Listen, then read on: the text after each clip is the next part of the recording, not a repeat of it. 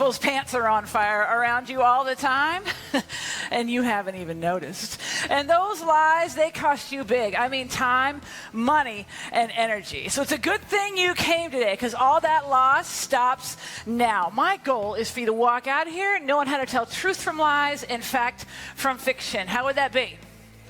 Oh, good, good. I thought you'd be excited. So I have been reading people for the last 20 years, uncovering secrets hidden in plain sight. I get asked to comment on crimes and politics and billion-dollar business deals. It is fascinating to me, and I never run out of things to talk about.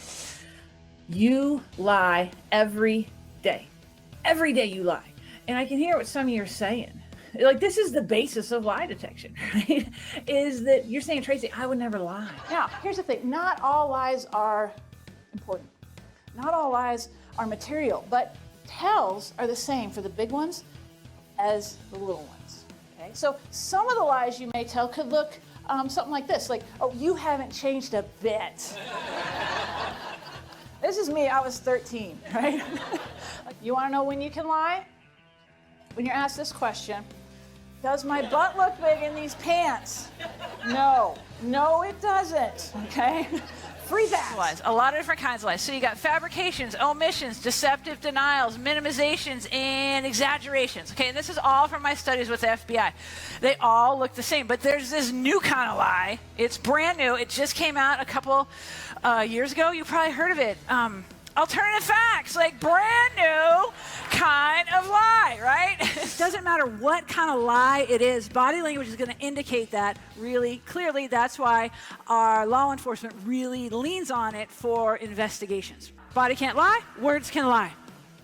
Got to pay attention to the body language first. Put more weight on that.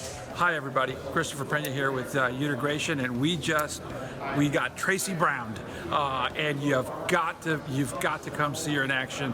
You got to hire her. She's going to motivate, innovate, and get your folks up and just understanding who's really lying and who's really telling the truth. You're going to love it. Got one question for you. What do Chris Christie, Lance Armstrong, and Vladimir Putin have in common? They have me in common. I've been asked to interpret their body language on NBC, CBS, and FOX to tell the world what they're not saying. The parents' body language, body types, eye patterns, and words are all consistent, according to body language expert Traci Brown. So today, we watched both candidates' previous debates with body language expert Traci. Traci Brown, who literally wrote the book on detecting lies, says the interview features very few.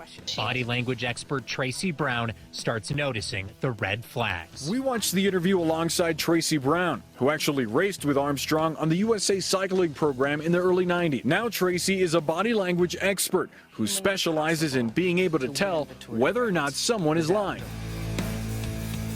Who's ready to play my not ready for primetime game show, Body Language Blitz? Y'all ready?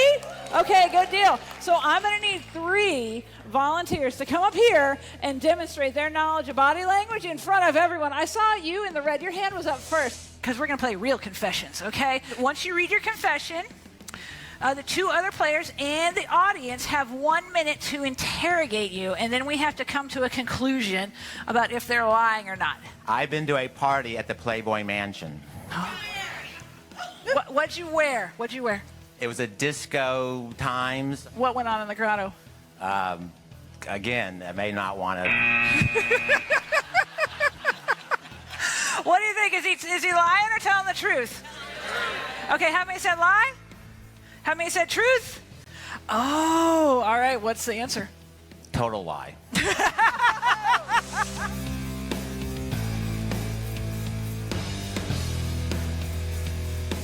There's nothing worse than just pouring time and money and energy into a project, into a case, into a trustee, and just having it come up dry.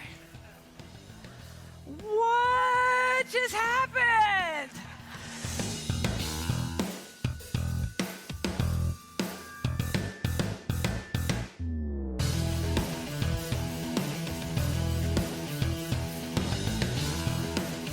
Well, for one, did you see how people look different when they're telling a lie? Like they do something significantly different than when they're telling the truth. Did y'all see that?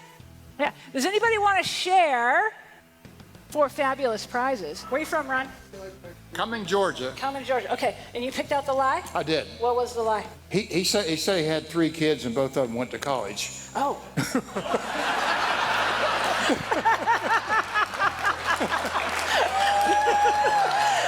So let me tell you a little bit about me first. I used to race bikes. That's me. And that's actually how I got into the study of body language. I was never the strongest one in the pack. So I started to be able to read my competition and pay more attention to them than I did the road. So I would look for these subtle signs, things like the drop of a shoulder, a little waggle of the hips, maybe a hitch in the pedal stroke. And so over time, I was able to correlate that with what was going to happen next, and I could outsmart my competition. And that's when I began to win. You are going to feel stressed to lie at some point just because you're human. No matter how great you think your morals are, every now and then this situation is going to sneak in. And I'll tell you what happened to me. So my husband comes to me the other day, and he says, Tracy, we do not have enough storage at the house. I want to build us a shed. And I said, okay, that'd be great. And so you got to understand, he's a farm boy, he's an engineer. His idea of a shed is different than other people's idea of a shed. And so he builds us this magnificent barn in our backyard, which we knew was bigger than what the city would allow with their code without a permit, right? And so he said, you know what, it's going to be behind the garage, no one's going to care. Well, this was Sunday evening, okay? Monday morning, there's a knock at the door. I'm in my pajamas, 8 a.m., knock at the door. And I open the door, and there stands Stan, the friendly code enforcement guy from the city. Stan says, well, what do you got going on here? Right? Now, I'm smarter than the average person that opens the door for Stan.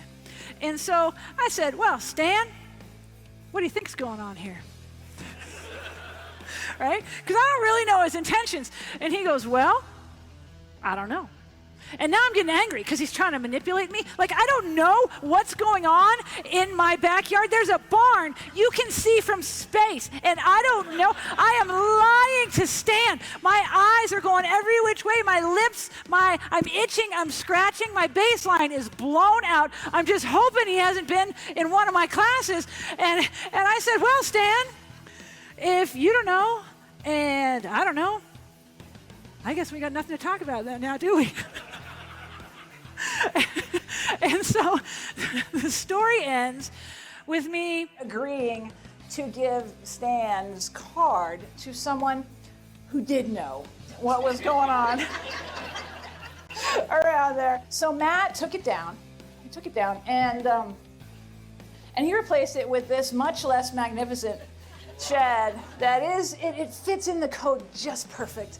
But we had more scraps left over, so he built us another shed. Because clearly in Boulder, it's better to have a shanty town than one magnificent barn. So just know that when you feel forced to lie, you're not going to be able to rub it out. Okay, it's going to happen really fast. And now that you know because you'll feel this stuff, and you're going to know what you're doing, and you're just going to cross your fingers that other person hadn't been through one of my classes. Thanks, everybody. Thank you so much.